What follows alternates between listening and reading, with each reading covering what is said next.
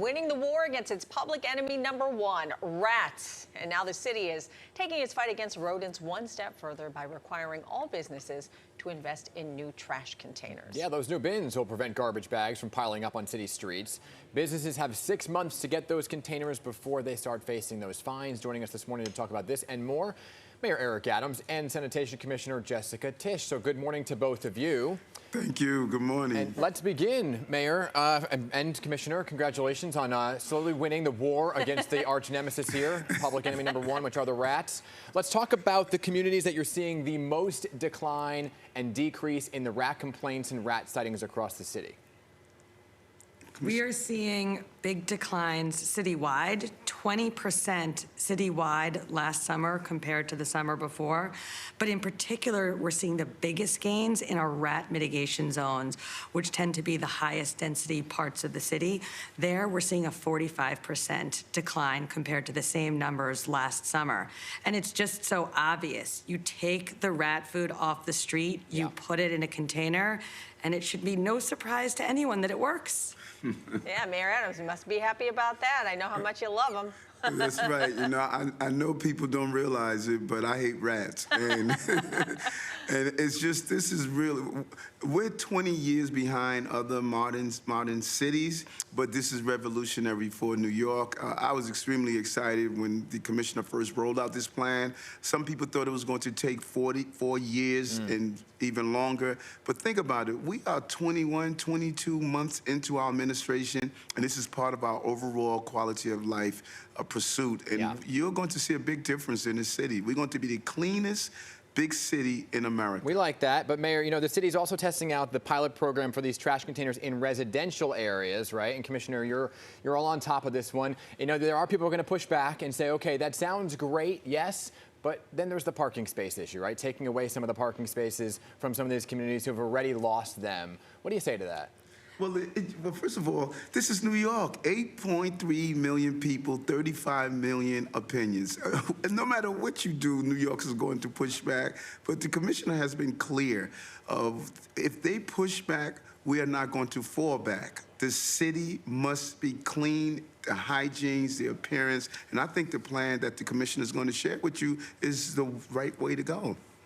Yeah, so how many, do you have a percentage of how many of these businesses are already using these bins? And can you explain also the fines that go into place once, if they don't follow the Sure. rules? We've actually rolled out the business requirements in phases. We started with food-related businesses, restaurants, bodegas, bars, delis.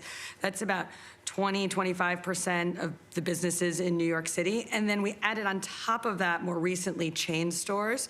So we have about 30% that are already fully containerized. But remember, our set out times that we put in place last April, they already incentivized all businesses to use containers because no black bags are allowed on our curbs before 8 p.m.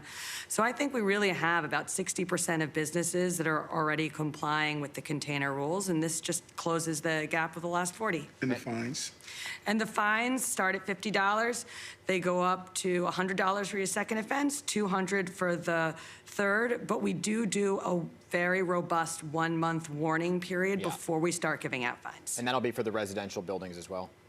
It's the same fine structure for the residential buildings, although no residential rules have yet gone into effect. Understood. While we have you, I do want to pivot to another topic right now, a big topic plaguing New York City, and that's the migrant crisis. Mayor, we've spoken about this many times. The president has been in town for the past 3 days, many asking why the two of you have not met.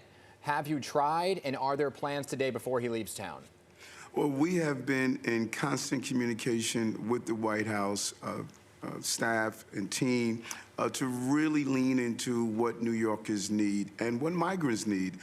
New Yorkers should not be experiencing this, and we're going to continue to push for the right funding, calling for a state of emergency for all the municipalities across the countries that are dealing with this issue, and to make sure that we allow people to work. You know, Dan, Hazel, I have not stated this enough, that the mere fact we're not allowing individuals to contribute to our tax base and our society is just wrong, and it's un-American. Yeah, well, Governor Hochul tweeted that she met with the president last night or had conversations. Have you been privy to what that conversation entailed at all? I will speak with the governor later today, but, you know, I'm sure she's like me. She holds on to the private conversations that she may have with someone. But we have been communicating. I spoke with her over the weekend as we move forward on the next court procedures that are in place. The goal is everything must be on the table to deal with the crisis. Over 110,000 people, 10,000 a month. Right. This is too much on the weight of New York City taxpayers. $5 billion this fiscal year, $12 billion total in the next two fiscal cycles. New Yorkers should not be going through this, and migrants should not be placed in this condition as well. Yeah, and there's been this new reporting out by the city mayor talking about how City Hall is looking to put migrants in shelters on shorter clocks, meaning shortening the day for single men. They won't be able to stay past 30 days. Families won't be able to stay past 60 days. Is there truth to that reporting? You know, Dan, we roll out our policies when they come about, and any new policy change, we're going to roll it out and formally announce that. And any update on Floyd Bennett Field? We're still in the process. The contract was signed.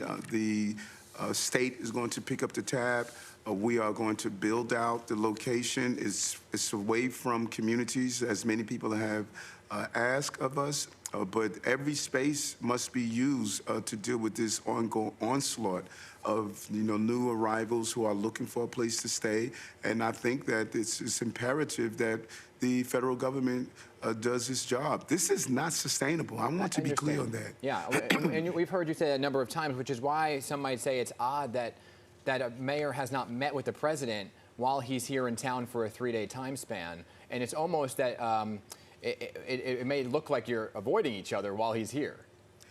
Listen, I'm a New Yorker. We do not run away from things. We move towards them. Listen, you know my authentic style of communicating. I walk around with that New York communication style, and I don't search through a thesaurus to find a politically correct way of saying you are hurting me, you're hurting my city, if that's what someone is doing. And some people may get offended to that, but I have to defend the city that I defended as a police officer and now as the mayor of this city. New York City must not be going through this. It's not sustainable. I do want to ask you quickly about last night on Staten Island. There was a number of protesters there, as they have been there. A few arrests there. It got heated at times.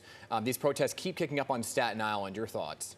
Well, we have 8.3 million New Yorkers, Dan, in this city, and a small number have decided to use offensive terminologies and decided that they're going to bang on buses and say things that are just not what we do as a city.